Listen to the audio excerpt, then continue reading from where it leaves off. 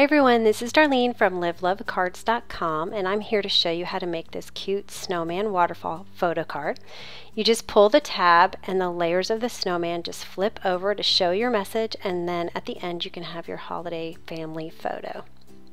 So let's get started. I'm going to be using the Simon Says Stamp stitched ovals. I'm using the outer 3 ovals. And I'm going to show you how you can cut all these pieces from one piece of 8.5 by 11 white cardstock. I'm using Nina Solar White. This is my 5 by 7 sheet. This is my 10-inch by 1.5 inch sheet. And then I've got my ovals, which I can then cut from the remaining cardstock on this piece of paper. And this card is going to be 5 by 7 in the end. And so I've also cut a piece of Simon Says Stamp surf blue paper in 5 by 7. Now I also need to cut out my photo, which is going to be cut out using the Sizzix ovals. I didn't want stitching on it, and I wanted it to be able to fit inside the bottom third of my snowman. So I'm going to just center it around the part of my photo I want, and I'll run it through my Big Shot. And for his arms, I'm using this Songbird branch die, and you can use pretty much any branch die, or you can cut your own.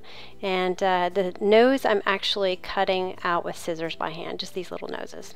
And so I'm actually making 40 of these cards. So I'm cutting out all my pieces in an assembly line once I get to working on these. So I'm going to take my 10-inch by 1.5 inch sheet, and I'm going to score it at 6 1/4. And then I'm going to flip it over because my scoreboard is a mini scoreboard. And I'm going to score it again at 1.5. And then I'm going to go from that point 1 1/8. And I'm going to score it again. And this is going to be my pull tab. So when I fold it, I'm folding it all to the inside. So I'm going to fold that first score over, and I'm going to really use my bone folder to get a nice crisp fold, and then I'll fold it on that second score and then on the third one, so everything kind of curls up to make a circle. You can see how it all kind of rolls to the center. Alright, so the next step is to create the background. So I've got this swirly, whimsical background for snow, and what I like to do with these background stamps is I put them on an acrylic block, and then I flip it over and I actually stamp it upside down. So I'm going to take my white ink and my surf blue 5 by 7 sheet, and I'm actually going to measure 2 1/4 inches from the bottom. And the reason why I'm doing this is because this is 5 by 7, my stamp is 6 by 6, so I'm going to need to stamp it twice. And the 2 1/4 mark from the bottom is where the widest part of my snowman is. So you'll see what I mean in a minute. I'll show you how it all fits together. But I'm going to ink up my stamp. I'm using some Hero Arts White Unicorn ink. And then I'm going to take my surf blue piece and I'm going to flip it over so I can see the pencil marks that I just made. That's going to be the back of the card. And I'll line up those pencil marks at the very bottom of my cardstock. And so I put 2 of them, one on either side, so it'd be easy to line up. And I like to take a piece of scratch paper, I'll put it on top and really rub my fingers all over the whole surface to make sure I get really good coverage. Alright, now I've got the top part done, and so I'm going to take my stamp again, I'm going to re-ink it.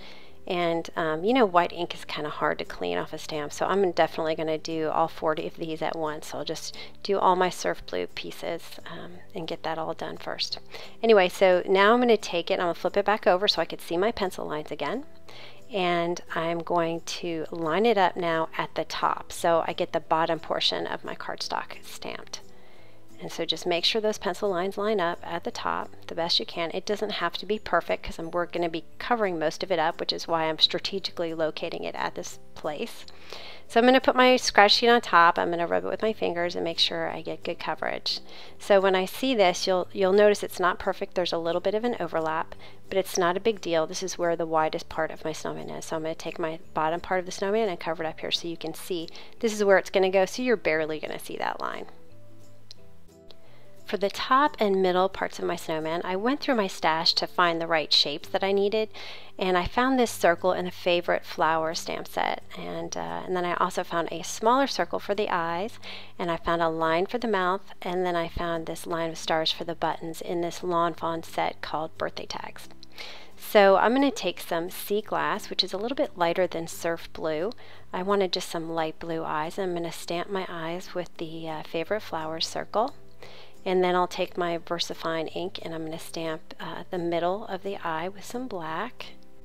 And again, I would just go through your stamps to find these shapes. I'm sure you'll be able to find these small stamps.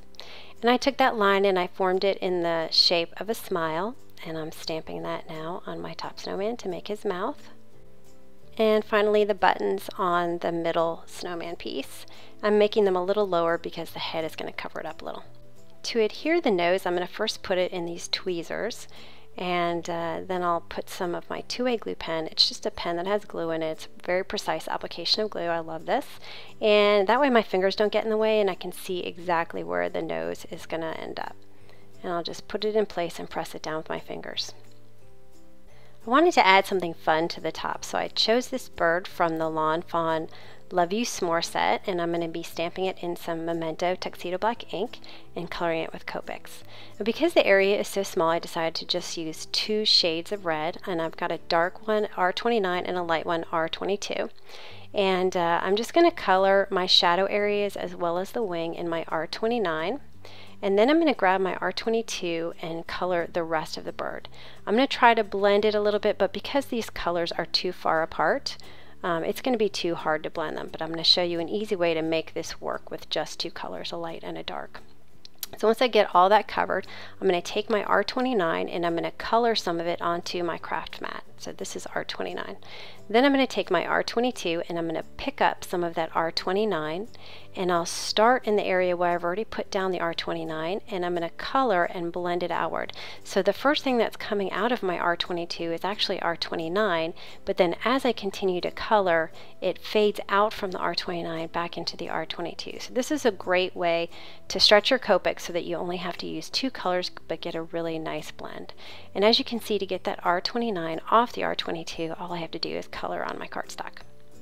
And now I'm going to take that Y17 and just do a quick color of his beak, and then I'll clean off my craft mat. Because these markers are alcohol based, you can just use an alcohol pad, which you can get from the drugstore, and it comes right up. And then I just grab a baby wipe and I just clean off that alcohol just to finish it off. And I don't have the dies for this set. There are dies, and if you're going to make a lot of these, maybe it does make sense to get the dies too, but I'm going to cut mine out with a scissor. And now it's ready to assemble the snowman. First I have to put my photo on the bottom third of him, and so I'm just going to use my ATG tape runner to place that in the center. And then I'm going to grab that 10.5 by 1.5 sheet that I had scored and folded, and I'm going to make sure the short side is on the top.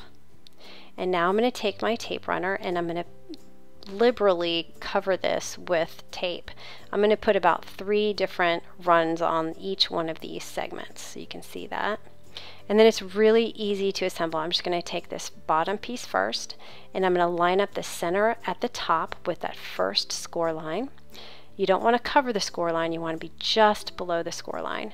Then I'll put that second one in just below the score line, and then finally the third one in just below the fold. And I didn't really like how that was square at the top, so you can just go ahead and trim that off. I took a scissor and I just curved it on either side, and it works out fine as long as you leave enough to make sure that it doesn't fall apart. I left, I want to say, probably 3/8 of an inch, maybe a 1/2 inch at the top that was completely flat. For the sentiment, you can add any sentiment that has 2 parts. I found this Sending Holiday Wishes from the Holiday Envelope Sentiment set by Simon Says Stamp. You need 2 parts because one will go on the head of the snowman, and then the next one will go on the middle part. And I'm going to be stamping them in pigment inks because I want to make sure, sometimes dye inks might seep through the paper a little bit more than you like, and you might see them on the other side. So I want to make sure I didn't have that problem. So I'm going to stamp my Sending in VersaFine Black Onyx ink, and then Holiday Wishes I'm going to stamp in Memento Luxe Love Letter ink, which is a really pretty, bright, vibrant red color. So I'm going to stamp that right in the middle on the underside of the middle part of the snowman. I don't have a stamp that says pull, so I just wrote pull in my Copic multiliner, which is a very fine tip pen. It comes out really nice. But if you have a stamp, even better, you can just stamp that at the bottom because I think the recipient is going to need a little bit of instruction. So after that's done, you can take some Scotch foam tape or any kind of dimensional tape. I'm just ripping off a couple of rectangles and I'm putting them as low as I can on the bottom part of the snowman, right next to the pull tab, but not touching the pull tab. So I'll take that release paper off, and then I'm going to center it right on that surf blue 5x7 cardstock that we stamped with the snow swirls. And you'll see again that the bottom part of the snowman covers that line that I got from stamping it twice. And I moved my bird up there so I can kind of make sure I had enough room to add him to the top. So when you pull it, you'll see the first sentiment and the second sentiment. And it just slides right back up. So everything's working. So for my bird, I'm going to use my 2A glue pen again and my tweezers, just like I did with the nose. And I'm going to place him at the top. And because I cut off his legs, I went ahead and added them back in with my Copic marker. For the branch arms, I'm going to add some adhesive to the very bottom where it's going to adhere to the snowman. And I'll place that on there and press it down with my finger and make sure it doesn't hang off the edge of the card. And then I'll do the same thing with his other arm. And now these arms can't go with us in the waterfall, so they're going to have to be chopped off. So what I'm going to do is I'm going to take a scissor and I'll snip it right there at the edge on both of them.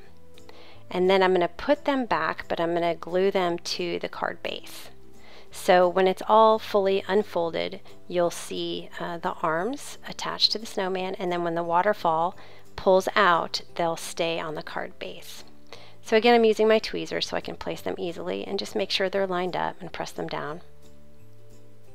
Now since my card doesn't fold, I wanted a little bit more sturdiness to it, so I'm adding this Nina cardstock to the back. So I'm just going to put some tape runner on my surf blue piece, and then my little trick for lining things up is my MISTI. So I'm going to put my white cardstock down first in the lower left hand corner, make sure it's nice and snug in there, and then I'm going to place my blue piece in the corner as well, and as soon as I feel it hit the corner, I'm going to press down on the white cardstock. This is a great way to get your panels lined up perfectly.